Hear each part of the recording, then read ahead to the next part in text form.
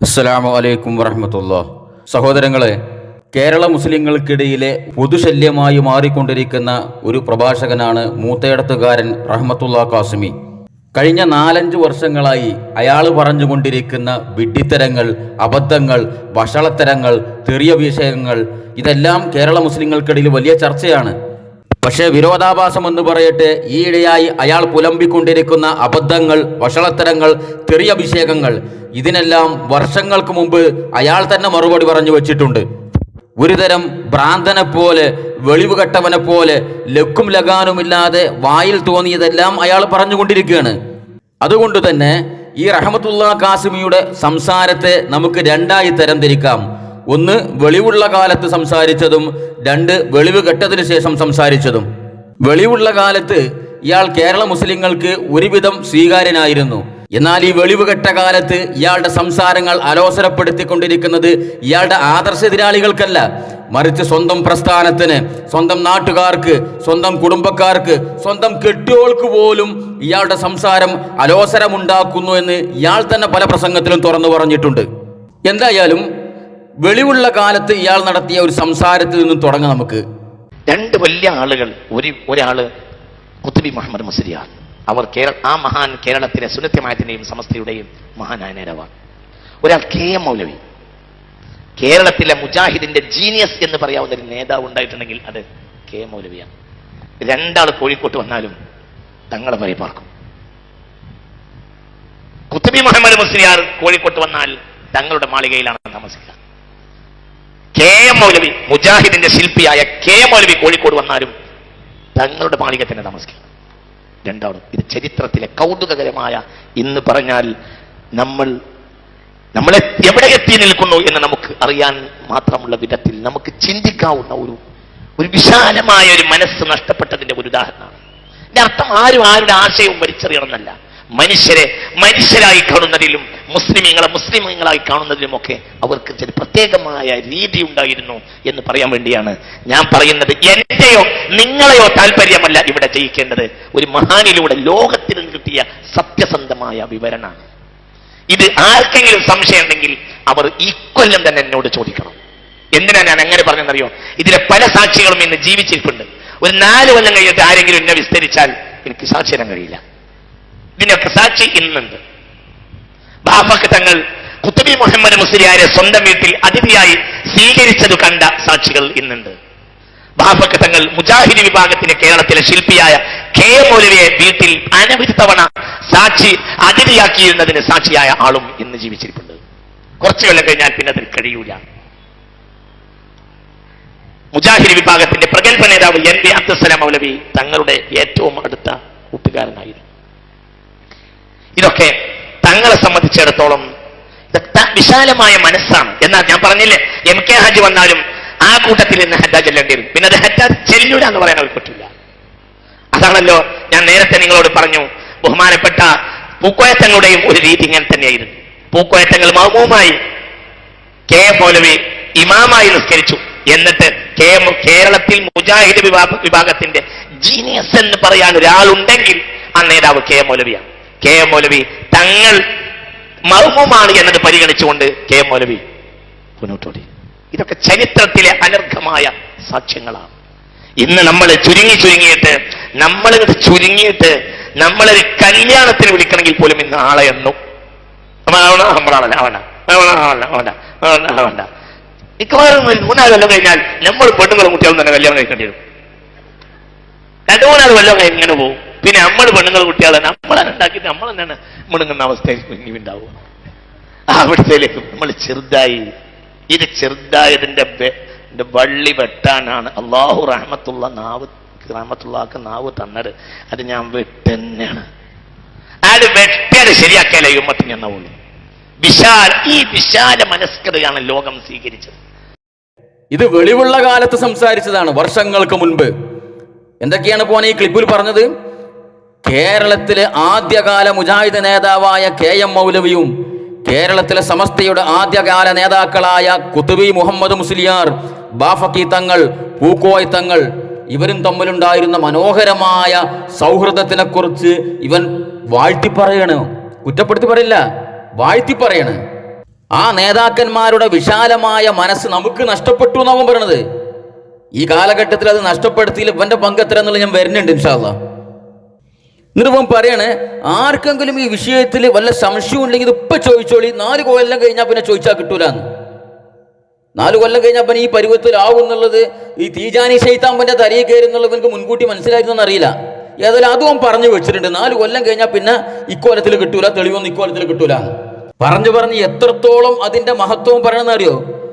KM മൗലവി ഇമാമായിട്ട് പൂക്കോയ തങ്ങൾ മഅ്മൂമായി നിസ്കരിച്ചു. അത്രത്തോളം സൗഹൃദമായിരുന്നു അവർ തമ്മിലുണ്ടായിരുന്നത്. നമ്മൾ ഇന്ന് ചുരുങ്ങി അവനാന്റെ പെണ്ണുങ്ങളും കുട്ടികളും അവനാന്റെ കുടുംബക്കാരും കല്യാണം വിളിക്കണോടത്ത് എത്തി. കാരണം മറ്റവനെ വിളിക്കാൻ പറ്റില്ല, ഇവനെ വിളിക്കാൻ പറ്റില്ല, മറ്റോ വഹാബിയാണ്, ഇവൻ സലഫിയാണ്, ഇവൻ മുജാഹിദാണ്, ഇവൻ ജമാഅത്തെ ഇസ്ലാമിക്കാരനാണ്, മറ്റോ തബ്ലീഗാണ്, ഓനാരും വിളിക്കാൻ പറ്റൂല എന്നുള്ള തരത്തിലേക്ക് നമ്മൾ ഇന്ന് ചുരുങ്ങി എത്തി. അവനാന്റെ കുടുംബക്കാരും പെണ്ണുങ്ങളും കുട്ടികളും മാത്രം ഒരു കല്യാണത്തിന് കൂടുന്ന രീതിയിലേക്ക് ചുരുങ്ങി എത്തി എന്നാവും പറയണത്. ഇവന്റെ പോക്ക് ഇക്കോലത്തിലാണെങ്കിൽ ഇവന്റെ കൂടെ അവന്റെ വീട്ടിൽ കല്യാണം വെക്കുമ്പോൾ ഇപ്പൊ ഇവന്റെ പെണ്ണുങ്ങളും കുട്ടികളും വരെ ഉണ്ടാവുമോ എന്നുള്ളത് കണ്ടറിയേണ്ട കാര്യമാണ്. ഇരിക്കട്ടെ. എന്നിട്ട് അവസാന ഒരു വീരവാദം ഇവന്റെ മുഖമുദ്ര ഉണ്ടോ? എന്തിലും വലിയ കണ്ടുപിടുത്തക്കാരനാണ്. മഹാനായ ഞാൻ കണ്ടുപിടിച്ച കാര്യമാകുന്നു ഇത് എന്ന് ഇടക്കിടക്ക് പോകാൻ പറയും. ഇവന്റെ വലിയ വീരവാദം ഈ പ്രസംഗത്തിൽ എന്ത്? നമ്മൾ ചുരുങ്ങി ചെറുതായി ഒരു കുടിസ് ചിന്താഗതിയിലേക്ക് എത്തി. ആ അവസ്ഥയുടെ അതിന്റെ അടിവെട്ടാനാണ്, അതിന്റെ വള്ളി വെട്ടാനാണ് റഹ്മത്തുള്ളാഹിക്ക് അള്ളാഹു നാവ് തന്നിട്ടുള്ളത്. ഇത് ഞാൻ വെട്ടിയിട്ടേ അടങ്ങുള്ളൂ എന്ന് വെച്ചാൽ ഈ കുടിസ് ചിന്താഗതി ഉണ്ടല്ലോ, മുജാഹിദിനോട് മിണ്ടാൻ പാടില്ല, സലഫിനോട് മിണ്ടാൻ പാടില്ല, ജമാഅത്ത് ഇസ്ലാമിനോട് മിണ്ടാൻ പാടില്ല എന്നുള്ള ഈ കുടിസ് ചിന്താഗതിയുടെ അടിവേര് വെട്ടാനാണ് റഹ്മത്തുള്ളാഹിക്ക് അള്ളാഹു നാവ് തന്നിട്ടുള്ളത്. അതുകൊണ്ട് അത് ഞാൻ വെട്ടുക തന്നെ ചെയ്യും. ഇങ്ങനെ പറഞ്ഞ ഇവൻ കൊല്ലം കുറച്ചങ്ങോട്ട് മുന്നോട്ട് പോയി ഈ തീജാനി ശൈത്താമ്പന്റെ തരീ കയറിയതിന് ശേഷം അള്ള കൊടുത്ത നാവ് ഇവ ഉപയോഗിക്കണ കോലം കണ്ടോളി. തൊപ്പിട്ട്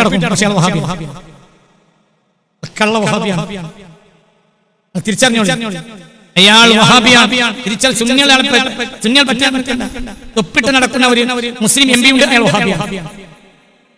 കേരളത്തിൽ തൊപ്പിട്ട് നടക്കുന്ന ഒരു മുസ്ലിം എം പി ഉണ്ട്. സമയം കുറച്ചും കൂടി കഴിഞ്ഞാൽ പേര് പറയും. ഇനി നിങ്ങൾക്ക് പേര് പറയേണ്ടി വരും. അയാൾ കള്ള വഹാബിയാണ്. അയാൾ സൂക്ഷിക്കുക, തികഞ്ഞ വഹാബിയാണ്, തനി വഹാബിയാണ്. അയാളെ കയറൂരി വിട്ടാൽ അയാൾ സുന്നത്തി മാറ്റാൻ പല സുന്നി പ്രവർത്തകന്മാരും അയാളെ ക്ലാസ്സിൽ പോയി വഹാബികളായ അനവധി അയാൾ കള്ള വഹാബിയാണ്. അയാളെ കരുതി ബഹുമാനപ്പെടുന്ന അവസ്ഥ. മര്യാദ പഠിച്ചോളി. ഇവനൊക്കെ നമ്മൾ വോട്ട് ചെയ്ത് ഇവനെ എം പി ആക്കാം. എന്നിട്ട് ഇവനെന്താ പണി? ഡൽഹിയിലേക്ക് പണിയൊന്നുമില്ല. ഡൽഹിയിലേക്ക് കീഴ്വായി വിട്ട് കിടന്ന പണിയുള്ളൂ. ഇവിടെ വന്നിട്ട് വഹാബി പണി. ഈ ജാതി എം പിമാർക്ക് ഇവരെ താങ്ങ് ഇജി താങ്ങിക്കടാ മൗലാന. ഇന്റെ വാപ്പ വേറെയാ, ഞാൻ താങ്ങൂല. കള്ള മുനാഫിക്കാ വഹാബിയാണ്. പറഞ്ഞ റേഷൻ കാർഡ് കിട്ടുന്നതിന് വാപ്പാന്റെ റേഷൻ കാർഡാണോ ഞാൻ ഉണ്ടാക്കി? ഞാൻ ഇന്ത്യൻ സർക്കാരല്ലേ എനിക്ക് റേഷൻ കാർഡ്. ലീഗിന്റെ എംഎൽഎമാരെ കയ്യിലാ റേഷൻ കാർഡ്. തീജാനി ബാധ കയറിയ ശേഷം പ്രസംഗിച്ചതാണ്. പൂക്കോയ തങ്ങളും KM മൗലവിയും ബാഫക്കിത്തങ്ങളും കുതുബി മുഹമ്മദ് മുസ്ലിയാരും തമ്മിലുണ്ടായിരുന്ന സൗഹൃദത്തിന്റെ കഥ പറഞ്ഞ് രോമാഞ്ചം കൊണ്ട് ഇവൻ പ്രസംഗിക്കുന്നു. അബ്ദുസ്സമദ് സമദാനി വഹാബിയാണ്, സൂക്ഷിച്ചോളീൻ, ഓനെ തിരിച്ചറിഞ്ഞോളീൻ. എടോ സമദാനി വഹാബിയായിട്ട് അനക്കെന്തോട് കിടച്ചില്? അത് എന്റെ ബെഡ്റൂമിൽ കയറ്റി കയറുന്ന, അത് എന്റെ അടുക്കളയിൽ കയറി എന്ന് എന്തെങ്കിലും പറഞ്ഞോ? അയാൾ വഹാബിയെ കൂടെ എനിക്കെന്താണ്? ഇതല്ലേ വഹാബികളുടെ നേതാവായ KM മൗലവിയും ആ പൂക്കോയ തങ്ങളും ബാഫക്കി തങ്ങളും കുതുബിയും തമ്മിലുള്ള സൗഹൃദത്തിന്റെ കഥ പറഞ്ഞ് അനുയായികളെ രോമാഞ്ചം കൊള്ളിച്ച ആളല്ലേ അല്ലേ? സൂക്ഷിച്ചോളി, ഡൽഹി പോയി കണ്ടി കീവായിട്ട് കിടന്നുറങ്ങാണ്, മുനാഫിക്കാണ്, കള്ള വഹാബിയാണ്, ഒന്ന് സൂക്ഷിച്ചോളി. സമസ്തന്റെ നേതാക്കന്മാർക്ക് ഒരു താക്കീത്. അത് അങ്ങനെ തന്നെ ആയിരിക്കും. മരത്തിനം കാട്ടി വലിയ കൊമ്പുണ്ടായി കഴിഞ്ഞാൽ ഇവക താക്കിയതൊക്കെ സമസ്തന്റെ നേതാക്കന്മാർ ജിഫിലൊക്കെ കേൾക്കേണ്ടി വരും. ഇത് താങ്ങിയിടുന്ന മൗലാന, ഇന്റെ വാപ്പ വേറെയാണ്. ഇവിടെ 5-6 കൊല്ലം മുമ്പ് എന്റെ വാപ്പ ആരേനു? അന്നല്ലേ മുജാഹിദ് നേതാക്കന്മാരും സമസ്തയുടെ നേതാക്കന്മാരും തമ്മിലുണ്ടായിരുന്ന സൗഹൃദത്തിന്റെ കഥ പറഞ്ഞു. അതും ഈ കൗമിന് മുന്നിൽ എത്തിയിട്ടല്ലേ? അന്ന് എന്റെ വാപ്പ വേറെയായിരുന്നു തന്നെ, ഈ വാപ്പ അല്ലായിരുന്നോ? പൊള്ളി തോന്നിയത് പറയുന്നേ. അപ്പൊ സഹോദരങ്ങളെ, ഇതാണ് ഇവന്റെ പ്രസംഗത്തിന്റെ ഒരു കോലം. എന്താണ് ഇവൻ വർഷങ്ങൾക്ക് മുമ്പ് പ്രസംഗിച്ചത് ഇവൻക്ക് തന്നെ അറിയില്ല. കാരണം ഈ തീജാനി ബാധ തലയിൽ കയറിയിട്ട് ഈ തീജാനി ശൈത്താനി വരുന്നുണ്ട്. അല്ല അഹമ്മദ് തീജാനിനെയും ആ തീജാനി ത്വരീഖത്തിനൊക്കെ ഒന്ന് മാന്തി പൊളിക്കാൻ തന്നെ ഞങ്ങൾ തീരുമാനിച്ചിട്ടുണ്ട് ഇൻഷാ അല്ലാ. അപ്പൊ ഒന്നും കൂടി എനിക്ക് ഹാരളകും, എവിടത്തെ അളകുമെന്ന് ഞങ്ങൾ നോക്കട്ടെ കേട്ടോ. അപ്പൊ ഈ തീജാനി ശൈത്താൻ തരീഖേറിന്റെ ശേഷം ഇവനുണ്ടായ മാറ്റങ്ങളാണിത്. പിന്നെ ആരെക്കുറിച്ച് അള്ളാഹു മഹത്വപ്പെടുത്തിയ, ഇസ്ലാം പരിശുദ്ധമാക്കിയ, ഇസ്ലാമിന്റെ ഷിആറുകളെ കൊച്ചാക്കുന്നു, ഇസ്ലാം പരിശുദ്ധമായി കാണുന്ന വിശ്വാസങ്ങളെ കൊച്ചാക്കുന്നു, കർമ്മങ്ങളെ കൊച്ചാക്കുന്നു, ഷിആറുകളെ കൊച്ചാക്കുന്നു, ഇസ്ലാമിന്റെ ശത്രുക്കളെ പുകഴ്ത്തി പറയുന്നു. അതാണ് ഇപ്പൊ എന്റെ പത്തകോലം. ഇനി വെളിവുള്ള കാലത്ത് മദീനയെ കുറിച്ച് പ്രസംഗിച്ചെന്ന് കേട്ടോളി. മദീന എന്നത് കേവലം ഒരു മണ്ണല്ല. എങ്ങനെ മണ്ണാവുക? മദീന ഔഷധമാണ്. എന്ന് മുഹമ്മദ് മുസ്തഫ. മദീനയിലെ പൊടിമണ്ണ് കുഷ്ഠത്തെ പോലും സുഖപ്പെടുത്തുമെന്ന് മുഹമ്മദ് മുസ്തഫ. പുണ്യ റസൂൽ. അപ്പോൾ മദീനയിലെ കുഷ്ഠം എന്ന് പറഞ്ഞാൽ മെഡിക്കൽ കോളേജിൽ പോലും പരിഹാരമില്ലാത്തതാണ്. മദീനയിലെ പച്ചമണ്ണ് മെഡിക്കൽ കോളേജിനും അപ്പുറത്താണ്. റമളാൻ ബിൽ മദീന ഖൈറും മിൻ അൽഫി റമളാൻ ഫീമാ സിവാഹാ മിനൽ ബുൽദാൻ. മദീനയിൽ ഒരു റമളാനിൽ കൂടുന്നത് മദീനയല്ലാത്ത നാട്ടിൽ 1000 റമളാൻ ലഭിക്കുന്നതിനേക്കാൾ നല്ലതാണ്. മുഹമ്മദ് മുസ്തഫ. വെളിവുള്ള കാലത്ത് മദീനയെ കുറിച്ച് സംസാരിച്ചതാണിത്. മദീനയുടെ പോരിശ, മദീനയിലെ മണ്ണ് കുഷ്ഠത്തെ പോലും സുഖപ്പെടുത്തും. മദീനയിൽ നോമ്പ് കൂടിയുള്ള പ്രതിഫലം നിങ്ങൾ പറഞ്ഞ തേങ്ങാണ്. കള്ളക്കരച്ചില്, അതൊക്കെ കള്ളക്കരച്ചിലായിരുന്നു. ഇപ്പോഴല്ല മനസ്സിലാണത്, ഇപ്പോഴല്ല ഇവന്റെ പൂച്ചു പുറത്തിയാടിയത്. അങ്ങനെ മദീനന്റെ പോരിശ പറഞ്ഞ ഇവൻ വെളിവുകെട്ട കാലത്ത് തീജാനി ശൈത്താൻ തരീഖേറിന്റെ ശേഷം ഇപ്പൊ മക്കനെ കുറിച്ചും മദീനെ കുറിച്ചും സംസാരിച്ച് കേട്ടോക്കി. അതുള്ള വിവാദപ്പോ മക്കത്ത് പോയിട്ട് വലിയ നേട്ടം കിട്ടുമെന്ന് ആരെങ്കിലും വിചാരിച്ചാൽ അവൻ ഈ ഭൂമിയിലെ ഏറ്റവും വലിയ വിഡ്ഢിയാണ് എന്ന് ഞാൻ നിങ്ങളെ അറിയിക്കുകയാണ്. അതുകൊണ്ടൊന്നും കാര്യമില്ല. മനുഷ്യന് മക്കത്തോടോ അല്ലെങ്കിൽ മദീനത്തോടോ ഒന്നും പ്രതിബദ്ധതയില്ല. മനുഷ്യന്റെ പ്രതിബദ്ധത നേരിനോട് മാത്രമാണ്. ഇത് പറയാനാണ് മുഹമ്മദ് വന്നത് സ്വല്ലല്ലാഹു അലൈഹി വസല്ലം. മദീനത്തോടുള്ള മദീനത്ത് പോയി മരിക്കണമെന്ന് ചില ആളുകളും ആഗ്രഹിക്കാറുണ്ട്. ഞാൻ അങ്ങനെ ആഗ്രഹിക്കാത്ത ഒരാളാണ്. ഞാൻ ആഗ്രഹിക്കുന്നത് മദീന മൂത്തേടത്തേക്ക് വരണം എന്നാണ്. ഞാൻ മരിച്ചാൽ മദീന മൂത്തേടത്ത് വരുമെന്നാണ് എന്റെ വിശ്വാസം. സുഹൃത്തുക്കളെ, ഇവൻ ഈ വക വഷളത്തരങ്ങൾ പ്രസംഗിക്കുമ്പോൾ അവന്റെ വിവാദ പ്രസംഗങ്ങളുണ്ടല്ലോ, അതിലൊക്കെ നിങ്ങൾ ശ്രദ്ധിച്ചു നോക്കി. ഇതൊക്കെ പ്രസംഗിക്കുമ്പോൾ അവന്റെ മുഖത്തേക്കൊന്ന് നോക്കുന്നുണ്ട്. ഒരു തരം ഇളിച്ചുകാട്ടല്, ഒരു കൊഞ്ഞനം കുത്തല്, ഒരു ചുണ്ട് കോട്ടിയിട്ട് ചിറി കോട്ടിയിട്ട് ഒരു അറപ്പും വെറുപ്പും തോന്നുന്ന, അത് ജനങ്ങൾക്ക് തോന്നണം. ഇത്തരം കാര്യങ്ങൾ പറയും. മക്കയായാലും മദീനയായാലും അതിനെക്കുറിച്ച് സംസാരിക്കുമ്പോൾ ഒരു തരം അറപ്പ് വെറുപ്പ്, അത്തരത്തിലൊരു ബോഡി ലാംഗ്വേജ് എൻ്റെ മുഖത്തൊക്കെ കാണാം. എന്താ പറഞ്ഞത്? മക്കത്ത് പോയി കഴിഞ്ഞാൽ എന്തെങ്കിലും നേട്ടം കിട്ടും എന്ന് വിചാരിക്കുന്നവൻ ഭൂമിയിലെ ഏറ്റവും വലിയ വിഡ്ഢിയാണ്. ആരെക്കുറിച്ചാണോ ജോ പറഞ്ഞത് ഏറ്റവും വലിയ വിഡ്ഢിയെന്ന്? അള്ളാഹിനെ കുറിച്ചോ റസൂലിനെ കുറിച്ചോ? മക്കയിൽ പോയി കഴിഞ്ഞാൽ കിട്ടുന്ന നേട്ടങ്ങൾ അള്ളി റസൂലിലൂടെ പഠിപ്പിച്ചത്. അന്റെ തീജാനി ശൈത്താൻ അത് പഠിപ്പിച്ചിട്ടില്ല വെച്ചിട്ട് ഇസ്ലാം പഠിപ്പിച്ചിട്ടുണ്ടാവൂലേ? അവിടെ പോയ നേട്ടം കിട്ടൂലാന്നോ? എണ്ണിയാലൊടുങ്ങാത്ത നേട്ടമില്ലടോ മക്കത്ത് പോയാല്. ഹജ്ജ് ചെയ്യണമെങ്കിൽ അല്ലെങ്കിൽ ഉംറ ചെയ്യണമെങ്കിൽ എൻ്റെ മൂത്തയടുത്ത് എൻ്റെ വീടിന്റെ പരിസരത്ത് ഇങ്ങനെ ഓഫ് ചെയ്യേ, ആ നേട്ടം ഇവിടെ പോയാൽ കിട്ടുമോ? റഹ്മത്തുള്ളാഹി ഖാസിമിന്റെ വീടിന്റെ പരിസരത്ത് ഇങ്ങനെ തവാഫ് ചെയ്താല് മക്കത്ത് പോയി തവാഫ് ചെയ്യണ നേട്ടം കിട്ടുമോ? നമുക്ക് ഇസ്ലാമിന്റെ കർമ്മങ്ങളെ കുറിച്ചും വിശ്വാസങ്ങളെ കുറിച്ചും ഷിയാറുകളെ കുറിച്ചും തൊള്ളി തോന്നിയത് വിളിച്ചറിയാ. എനിക്ക് വെളിവില്ല എന്ന് വിചാരിച്ചിട്ട് ഇവിടെ ബാക്കിയുള്ള മുസ്ലിങ്ങളില്ല ഇവിടെ. എന്താണ് ഈ പറയണത്? എന്നിട്ട് പറയണേ മക്കനോടും മദീനോടും വലിയ പ്രതിബദ്ധത ഒന്നുമില്ല. ആര് പറഞ്ഞത്? അനക്ക് പ്രതിബദ്ധത ഉണ്ടാവില്ല. മുസ്ലിങ്ങൾക്ക് പ്രതിബദ്ധത ഉണ്ട്, മക്കയോടുമുണ്ട് മദീനയോടുമുണ്ട്. അനക്ക് പ്രതിബദ്ധത ഇല്ല വെച്ചിട്ട് എൻ്റെ മാതിരി എല്ലാ മുസ്ലിങ്ങളും വിശ്വസിക്കണമെന്നോ? എന്നിട്ട് പറയാ ചില ആൾക്കാർ മദീനത്ത് പോയി മരിക്കണമെന്ന് വിചാരിക്കും.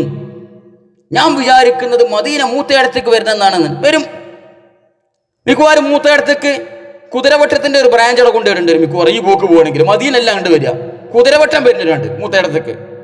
അത് നമുക്ക് ആലോചിക്കാം. എന്നിട്ട് സഹോദരങ്ങൾ ഇതങ്ങോട്ട് വിവാദമായി. ഇവരെ കൂട്ടത്തിൽപ്പെട്ട വലിയ വലിയ പണ്ഡിതന്മാർ ഇതിനെതിരെ പരസ്യമായി പ്രതികരിക്കാൻ തുടങ്ങി. അപ്പോൾ ന്യായീകരണമായിട്ട് ഇറങ്ങിയിരിക്കണം. എന്ത്?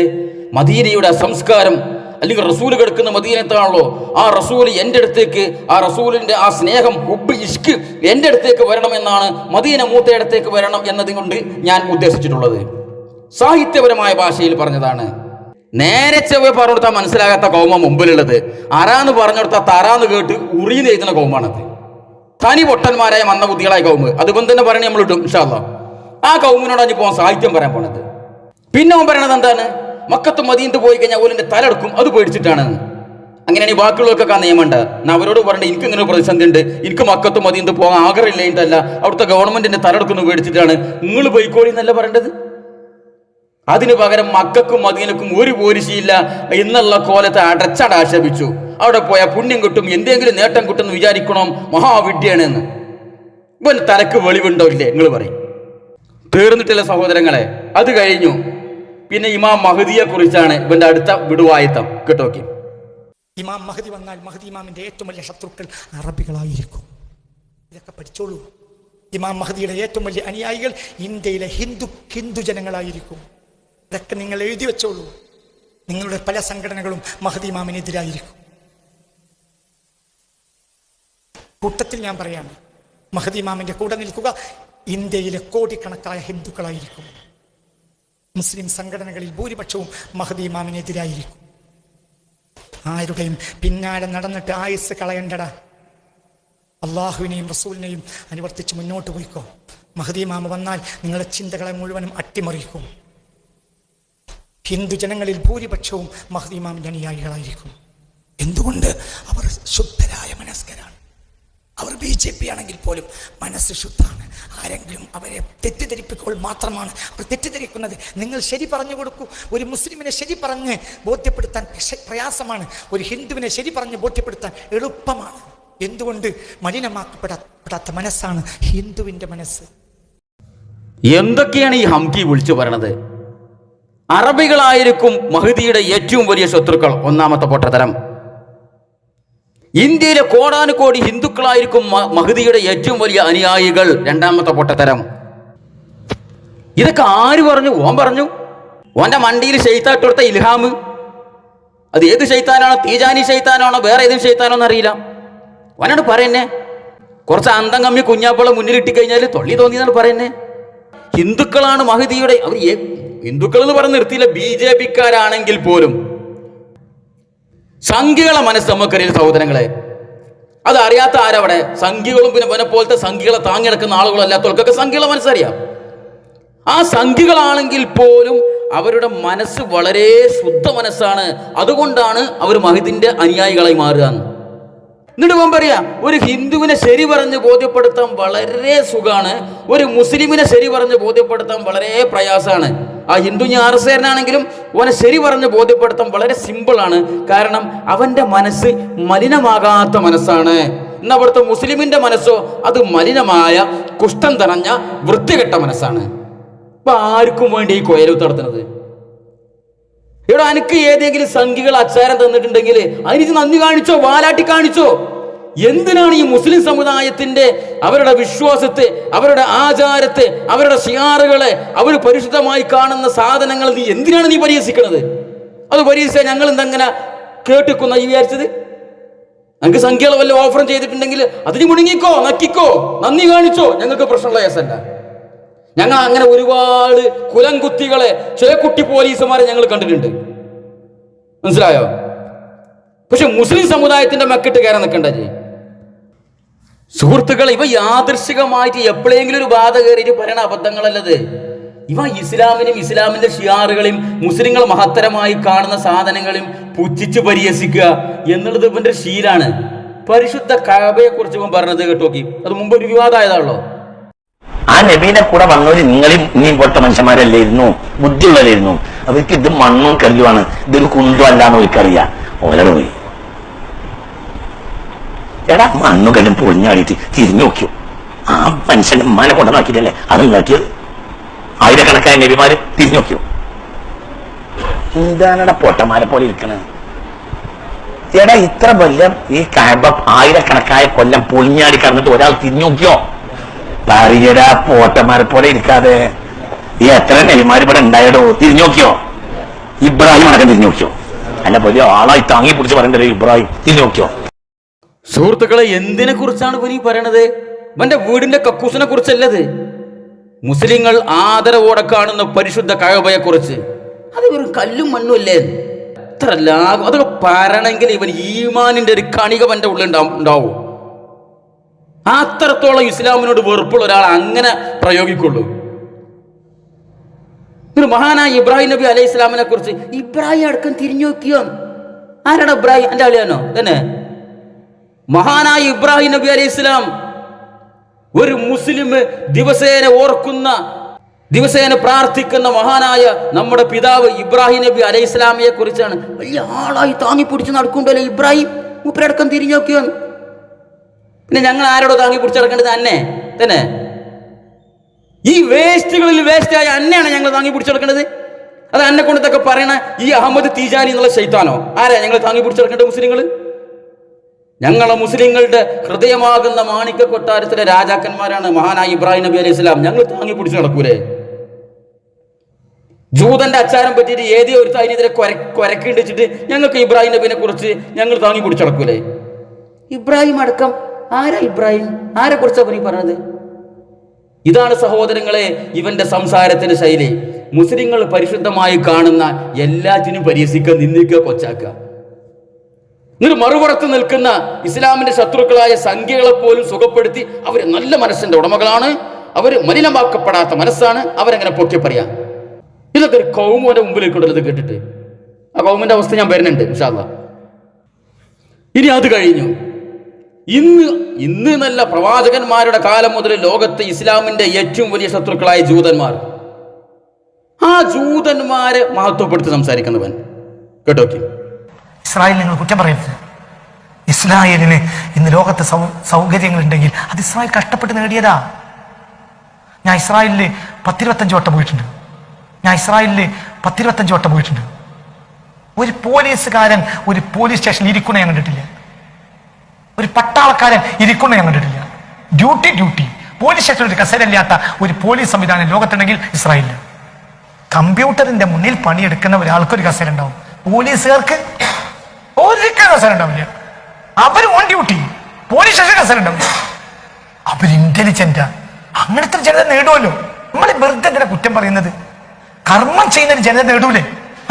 നമിക്കുകിൽ ഉയരാം, നടുകിൽ തിന്നാം, നൽകുകിൽ നേടിയിടാം, നമുക്കുണാമേ പണിവടുനാകം നരകവും അതുപോലെ.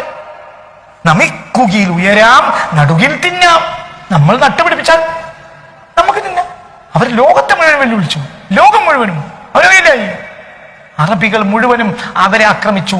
1967 അറബ് ലോകത്തെ മുഴുവനും ഇനി ഒരു യുദ്ധത്തിന് ശേഷിയില്ലാത്ത വിധത്തിൽ അവർ തകർത്തത് 7 ദിവസം കൊണ്ട്.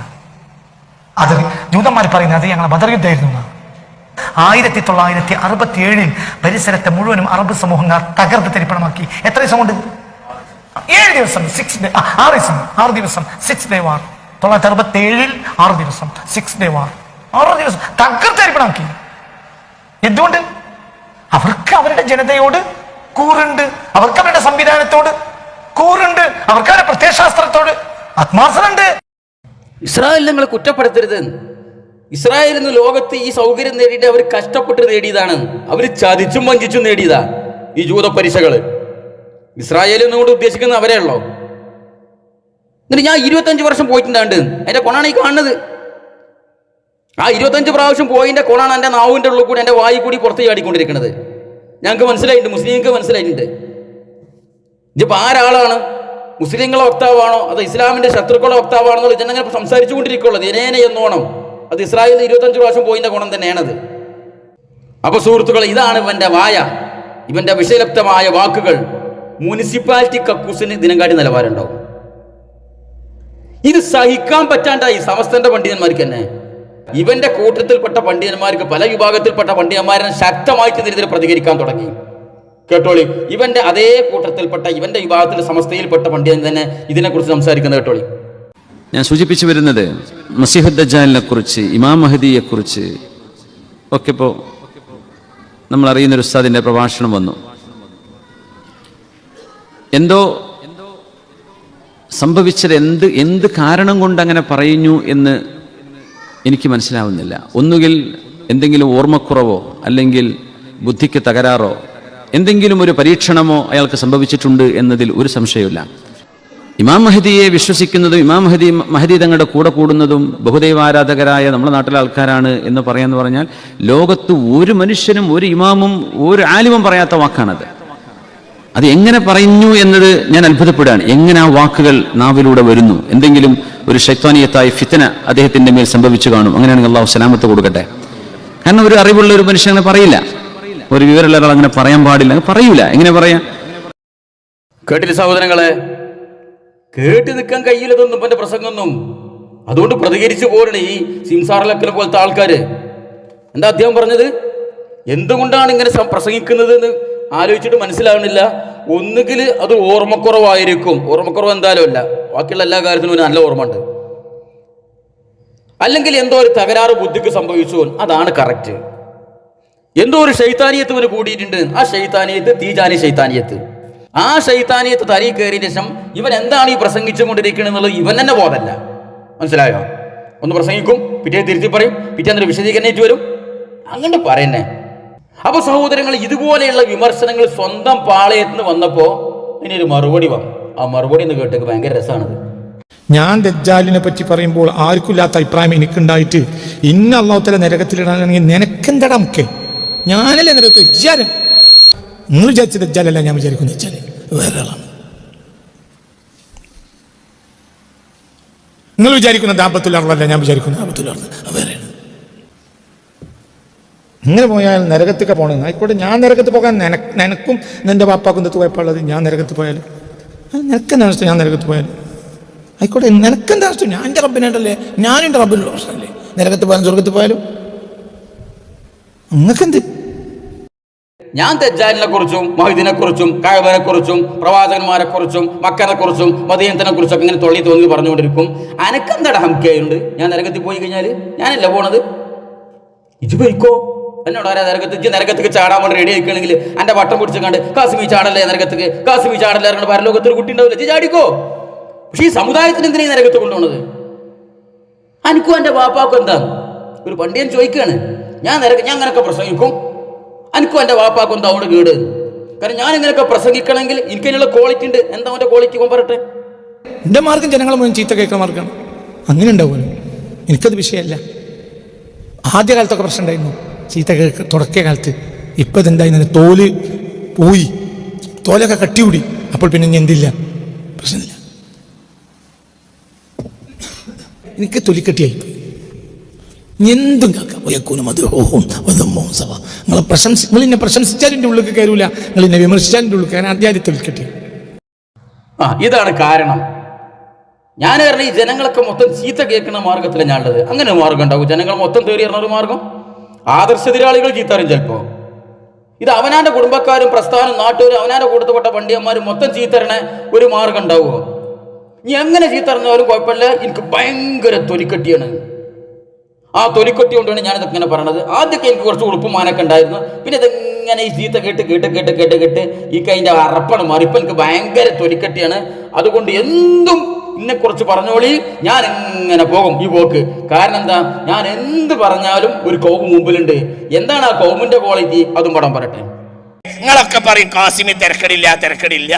നേരെ മറിച്ച് എന്റെ ആള് വാതിലെല്ലാം അടച്ചിട്ട് ദൂരൊക്കെ ചവിട്ട് തരുവിടെ തന്നെ ഞാൻ എന്തൊക്കെയാ ഈ അവിടുന്ന് വിളിച്ച് പറഞ്ഞറിയുമ്പോഴേ ഞാൻ ചെറുതാവുള്ളൂ. നിങ്ങൾക്ക് പറഞ്ഞത് മനസ്സിലായോ? ജനം എന്റെ കൈയാണ് മുത്തുക. കാരണം ഞാനാണല്ലോ വലിയ വർത്താനം പറയുന്നത്. ജനത്തിന് പണ്ടും ബുദ്ധിയില്ല, ഇപ്പോഴും ബുദ്ധിയില്ല, ഇന്നോട്ട് ബുദ്ധി ഉണ്ടാവില്ല. നിങ്ങൾ എന്നോട് ദേഷ്യം പിടിച്ചു ഒരു കാര്യമല്ല. പണ്ടത്തെ ജനത്തിനും ബുദ്ധിയില്ല, ഇന്നത്തെ ജനത്തിനും ബുദ്ധിയില്ല. ലഹരി പറ്റിട്ടുണ്ണിയ എങ്ങനെയുണ്ട്? ജനത്തിന് പണ്ടും ബുദ്ധിയില്ല, ഇപ്പോഴും ബുദ്ധിയില്ല, ഇനി ബുദ്ധിയായിട്ട് ഉണ്ടാവൂല. ആ ജാതി കൗമ മുമ്പിൽ ഇരിക്കണ്ടേ? ആ കൗമാണ് എന്റെ കൈ പിടിച്ച് മുത്തുന്നത്. കാസിം ഉസ്താദ് പറഞ്ഞിട്ട് ഞാൻ നന്നാണെങ്കിൽ, ഞാൻ ചെറുതാണെങ്കിൽ എന്റെ ചില ബന്ധപ്പെട്ട ആൾക്കാർ എന്നെ മുറിയിലിട്ട് ചവിട്ടണം. അതാരാണ്? ഇപ്പത്തെ തീജാരി ത്വരീഖത്തിന്റെ ഏതെങ്കിലും ശൈത്താനായിരിക്കും. അല്ലാതെ ആര് പറഞ്ഞാലും എനിക്ക് ഉളുപ്പ് വെക്കൂല. കാരണം ഈ കൗമാണ് എന്റെ മുമ്പിൽ ഇരിക്കണത്. ഏത് കൗമ്? പൊട്ടന്മാരായ കൗമ്. താനീ പൊട്ടന്മാർ എന്ന് ഇവൻ സർട്ടിഫിക്കറ്റ് കൊടുത്ത കൗമ്. കേട്ടോളി. എന്താണ് പൊട്ടന്മാരെ പോലെ ഇരിക്കണേ? പറയടാ, പൊട്ടന്മാരെ പോലെ ഇരിക്കാതെ. കേട്ടില്ല സഹോദരങ്ങളെ, സ്വന്തം മുമ്പിലിരിക്കുന്ന കൗമിനെ പൊട്ടന്മാരെ പൊട്ടന്മാരെ പൊട്ടന്മാരെ എന്ന് വിളിക്കണ ഒരു പ്രാസംഗികനെ ലോകത്ത് നിങ്ങൾ വേറെ കണ്ടിട്ടുണ്ടോ? എതിരാളികളെ വിളിക്കുമായിരിക്കും ചിലപ്പോൾ അരിശം കൊണ്ട്. ഇത് സ്വന്തം ഇവന്റെ തൊള്ളിയിൽ നിന്ന് വരുന്ന ഈ ചാണക വേസ്റ്റുകൾ, ഈ മലം വേസ്റ്റുകളൊക്കെ ഒപ്പിയെടുക്കാൻ മുമ്പിലിരിക്കുന്ന കൗമിനാണ് ഓൻ പറയണത് പൊട്ടന്മാരെ. എന്താടാ നിങ്ങൾക്ക് ബുദ്ധിയില്ലാത്തത്? പൊട്ടന്മാരെ പൊട്ടന്മാരെ ഇങ്ങനെ വിളിക്കണ ഒരു പ്രാസംഗികനെ, ഒരു മതപണ്ഡിതനെ ലോകത്ത് ഇവനല്ലാതെ വേറെ ഒരുത്തുണ്ടോ? വേറെ എവിടെയെങ്കിലും കണ്ടിട്ടുണ്ടോ? ഞാൻ കണ്ടിട്ടില്ല. ആ കൗമാണ് ഈ കൗമ്. ഈ കൗമിന്റെ മുമ്പിൽ ഇവൻ എന്താ പറഞ്ഞുകൂടാത്തത്? ഈ കൗമിന്റെ മുമ്പിലാണ് വലിയ ഖുർആൻ പ്രാസംഗികനായി ഇവൻ വിലസുന്നത്. ഇല്ല ഖുർആൻ ക്ലാസ്, നീ എന്താ പണ്ടൊക്കെ ഖുർആൻ ക്ലാസിന്റെ കോലം? അത് ഇവൻ തന്നെ പറട്ടെ. നമ്മൾ ഇന്ന് ഒരു കഥയുമില്ലാതെ ഒരു വാതിൽ 100 ആയത്തോടും എന്താ പറഞ്ഞോന്നും അറിയില്ല.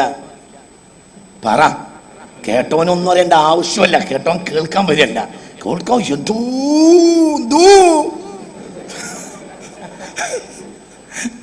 അവൻ വരുന്നത് ആർക്കും കേൾക്കേണ്ട ആവശ്യമല്ല. മനസ്സിലായോ? ഇതിനൊക്കെ നമ്മൾ വിശദീകരണം കൊടുക്കണോ? നമ്മളൊന്നും ഒരു കഥയില്ലാതെ ഇങ്ങനെ ഖുർആനിൽ ആയത്ത് എങ്ങനെ ഓതും, എന്താ പറഞ്ഞതെന്ന് പറഞ്ഞോനും അറിയില്ല, കേട്ടോനും പിന്നെ അത് അറിയേണ്ട ആവശ്യമില്ല. പിന്നെ ഇവൻ എന്താ പറഞ്ഞുകൂടാത്തത്? ഇവന്റെ മുന്നിലിരിക്കണ കൗമിന് അവനക്ക് വിശ്വാസമില്ല. ഓടുക്കണ ഖുർആൻ ക്ലാസിനെ കുറിച്ചാണ് ഓൻ ഈ പറയണത്. അങ്ങനെ തൊള്ളി തോന്നി ആയത്ത് എങ്ങനെ ഓതും, അതിന് ഓന് തോന്നിയ അർത്ഥം എങ്ങനെ കൊടുക്കും? കേട്ടോളി ഓൻ വെക്കുന്ന പുതിയ അർത്ഥം. ഖുർആനിൽ ഒരു ആയത്തുണ്ട്, ഇന്നാ നഹ്നു നസ്സൽനാ ദിക്റ വഇന്നാ ലഹു ലഹാഫിളൂൻ എന്ന ആയത്തിന് ഞാൻ ഒരുപാട് കാലം കേരളത്തിൽ പ്രസംഗിച്ചിട്ടുണ്ട്. പക്ഷെ ഞാൻ 2 കൊല്ലത്തിനിടയിൽ ഒരു അർത്ഥം കണ്ടെത്തി. ഇന്നാ നഹ്നു നസ്സൽനാ ദിക്റ, ഈ ദിക്റിനെ ഞാൻ ഇറക്കിയിട്ടുണ്ട്. വഇന്നാ ലഹു ലഹാഫിളൂൻ, യൂറോപ്പിൽ നിന്നും ഞാൻ ആ ദിക്റിനെ അന്ത്യനാൾ വരെ സംരക്ഷിക്കും എന്നായിരിക്കും അതിനർത്ഥം. എന്തുകൊണ്ട്? ലോകത്ത് വന്ന എല്ലാ സ്പിരിച്വൽ വേദഗ്രന്ഥങ്ങളെയും നശിപ്പിച്ചത് യൂറോപ്പ് മാത്രമാണ്. ഒരു ഖുർആൻ വ്യാഖ്യാനാണിത്. ഇന്നാ നഹ്നു നസ്സൽനാ ദിക്റ വഇന്നാ ലഹു ലഹാഫിളൂൻ എന്ന ആയത്ത് ഓതിയിട്ടും പറയണേ, ഇതിന് 2 കൊല്ലം ഞാൻ ഇതിനൊരു അർത്ഥം കണ്ടെത്തിയിട്ടുണ്ട്. മുൻകാല മുഫസ്സിറുകളെ പരിഗണിക്കണ്ട, ഈ സമീപകാല മുഫസ്സിറുകളെ പോലും പരിഗണിക്കണ്ട, ബഹുമാനപ്പെട്ട ജ്ഞാനവറുകൾ 2 കൊല്ലമായിട്ട് ഇതിന് അർത്ഥം കണ്ടെത്തിയിട്ടുണ്ട്. എന്താണ്? ഈ ദിക്ർ നാം ഇറക്കിയിരിക്കുന്നു, ഇത് നാം സംരക്ഷിക്കുന്നു പറഞ്ഞില്ലേ, അത് യൂറോപ്യന്മാരെ കുറിച്ചാണ് പറഞ്ഞത്. എവിടുന്ന് കിട്ടി? ഓൻ കണ്ടെത്തിയ അർത്ഥം. ശൈത്താൻ ഓന്റെ തലയിട്ട് കൊടുത്ത ഇൽഹാമ്. കാരണം മുൻകാല മുഫസ്സിറുകളൊന്നും ഓൻ പരിഗണിക്കൂല. ഓൻ പരിഗണിക്കണ മുഫസ്സിറുകളുണ്ട്, മഹാന്മാരായ ചില മുഫസ്സിറുകൾ. ആ മുഫസ്സിറുകളൊന്നും കേട്ടോളി. എൻ്റെ ഏറ്റവും വലിയ, എൻ്റെ മനസ്സിലെപ്പോഴും ഞാൻ ഒളിപ്പിച്ചുകൊണ്ട് നടക്കുന്ന മലയാളത്തിൻ്റെ വരദാനമായ ബഹുമാനപ്പെട്ട KG രാഘവൻ നായരുടെ അമൃതവാണിയിലെ ഒരു ഖുർആനിക വചനത്തിൻ്റെ വ്യാഖ്യാനം പറഞ്ഞാണ് ഈ പുസ്തകം അവസാനിപ്പിച്ചിട്ടുള്ളത്. രാഘവൻ നായരെ എനിക്ക് കരള് പോലെ ഇഷ്ടമാണ്. എനിക്ക് മലയാളത്തിൽ കരള് പോലെ ഇഷ്ടമുള്ള കുറേ സാഹിത്യകാരന്മാരുണ്ട്. ഒരാളാണ് MT വാസുദേവൻ നായർ. അദ്ദേഹത്തിൻ്റെ കരവിരുതി എനിക്ക് കിട്ടിയിരുന്നെങ്കിൽ ഞാൻ ഫാത്തിഹയ്ക്ക് ഒരു വ്യാഖ്യാനം എഴുതിയിരുന്നല്ലോ എന്ന് ഞാൻ എപ്പോഴും അള്ളാഹുവോട് പ്രാർത്ഥിക്കാറുണ്ട്. അദ്ദേഹത്തിൻ്റെ കൈവിരലുകൾക്ക് അള്ളാഹു കൊടുത്ത ഒരു ഭംഗി എന്ന് പറഞ്ഞാൽ മലയാളത്തിൽ അത് വർണ്ണിക്കാൻ കഴിയൂല. ആരാണ് ബഹുമാനപ്പെട്ട ഞാൻ അംഗീകരിക്കുന്ന മുഫസ്സിർ, ഞാൻ എൻ്റെ ഹൃദയത്തിന്റെ ആ കൽബിന്റെ ഉള്ളിൽ കൊണ്ടു നടക്കുന്ന ബഹുമാനപ്പെട്ട മുഫസ്സിർ, ഞാൻ ഏറ്റവും കൂടുതൽ ആദരിക്കുന്ന മലയാളത്തിന്റെ മുഫസ്സിർ രാഘവൻ നായർ. ആ രാഘവൻ നായരുടെ അമൃതവാണിയിലെ ആ ഖുർആൻ വ്യാഖ്യാനമാണ് എന്നെ വല്ലാതെ ആകർഷിച്ചിട്ടുള്ളത്. മനസ്സിലായോ? അതുകൊണ്ട് പുസ്തകത്തിലും കൊടുത്തിട്ടുണ്ട്. ഇവൻ പയക്കാൻ വേറെ എന്തെങ്കിലും കാരണമാണ് സഹോദരങ്ങളെ? ഒരു ആയത്തിന് അർത്ഥം പറയുമ്പോൾ ആ ആയത്തിന്റെ പ്രഥമ മുഫസ്സിറുകൾ ആരാ? ആ ആയത്ത് ആദ്യമായി വ്യാഖ്യാനിച്ചാരാ? മഹാനായ റസൂലുള്ളാഹി സ്വല്ലല്ലാഹു അലൈഹി വസല്ലം. അതിന്റെ പ്രഥമ ശ്രോതാക്കൾ മഹാന്മാരായ സ്വഹാബത്ത്. ആ സ്വഹാബത്ത് അതെങ്ങനെ മനസ്സിലാക്കി? ആ സ്വഹാബത്തിൽ നിന്ന് ദീൻ കേട്ട താബീങ്ങൾ അങ്ങനെ മനസ്സിലാക്കി, തബഉ താബീങ്ങൾ അങ്ങനെ മനസ്സിലാക്കി. അതിന്റെ അടിസ്ഥാനത്തിൽ മഹാന്മാരായ മുഫസ്സിറുകൾ എങ്ങനെ വിശദീകരണം കൊടുത്തു? അതാണ് ഒരു ആയത്ത് മനസ്സിലാക്കാനുള്ള മാനദണ്ഡം. അല്ലാതെ രാഘവൻ നായരും കോവാലം പണിക്കാരും കിട്ടുണി വൈദ്യരൊന്നുമല്ല ഖുർആൻ ആയത്ത് മനസ്സിലാക്കാനുള്ള മാനദണ്ഡം. പഠിച്ചു വെച്ചോ കേട്ടോ. അപ്പൊ സുഹൃത്തുക്കളെ, ഇതാണ് ഈ ചെങ്ങായിന്റെ ആകത്തുക. നമ്മൾ തുടങ്ങണുള്ളൂ. ഈ ചെങ്ങായിന്റെ കുറച്ച് കാലം ഇവന്റെ പിന്നാലെ കൂടാൻ നമ്മൾ തീരുമാനിച്ചിട്ടുള്ളൂ. ഇൻഷാ അല്ലാഹ് ഇവന്റെ പഴയ കോലും പുതിയ കോലും ഒന്ന് പോസ്റ്റ്മോർട്ടം ചെയ്യേണ്ടതുണ്ട്. പിന്നെ അങ്ങനെ വിട്ടാൽ പറ്റില്ല അവനെ. അപ്പൊ ഇവന്റെ ആകത്തുകയാണത്. ഇവനെ കൊണ്ട് ഇടങ്ങാറായിട്ടുണ്ട്. ആര് ഇടങ്ങാറായിട്ടുണ്ട്? ഇവന്റെ പ്രസ്ഥാനത്തിന്റെ ആൾക്കാർ ഇടങ്ങാറായിട്ടുണ്ട്, ഇവന്റെ സമൂഹം ഇടങ്ങാറായിട്ടുണ്ട്, നാട്ടുകാർ ഇടങ്ങാറായിട്ടുണ്ട്, വീട്ടുകാർ ഇടങ്ങാറായിട്ടുണ്ട്, കുടുംബക്കാർ ഇടങ്ങാറായിട്ടുണ്ട്, കെട്ടികൾ ഇടങ്ങാറായിട്ടുണ്ട്. പറട്ടെ, എന്റെ ഭാര്യയോട് വന്ന് പറയാ, എന്റെ ഒരു വകയിലെ ചേട്ടൻ ബാപ്പല്ല, അപ്പൊ പിന്നെ മൂത്താപ്പാന്റെ മക്കളൊക്കെ നമ്മള് രക്ഷിതാക്കൾ തന്നെയല്ലേ. അപ്പൊ ഇവൻ വകയിലെ ഒരു മൂത്താപ്പാന്റെ മകൻ, എന്റെ ജ്യേഷ്ഠൻ വന്നിട്ട് വീട്ടിൽ എന്റെ ഭാര്യയോട് പറഞ്ഞു, ഇവനോട് നാടങ്ങിയിരിക്കാൻ പറയണ്ടേ, മനുഷ്യന് പുറത്തിറങ്ങാൻ വയ്യ. ഇത് വാട്സപ്പിലൊക്കെ പലതും പറഞ്ഞിട്ട് ഓന് എല്ലാ കൊല്ലം എന്തെങ്കിലും ഒരു പ്രശ്നം ഉണ്ടാക്കും. അപ്പൊ നമ്മക്ക് പോയി എല്ലാം പ്രശ്നം, എന്റെ കുടുംബത്തിലും മോശം, നമ്മൾ മോശം, പെണ്ണുങ്ങളും പറയാൻ തുടങ്ങി. ഇങ്ങനൊന്നും ഉണ്ടായിരുന്നു. ഇങ്ങനത്തെ ഒരു ഗതികേട് ലോകത്ത് ഇവര് മാത്രമേ ഉണ്ടാവുള്ളൂ.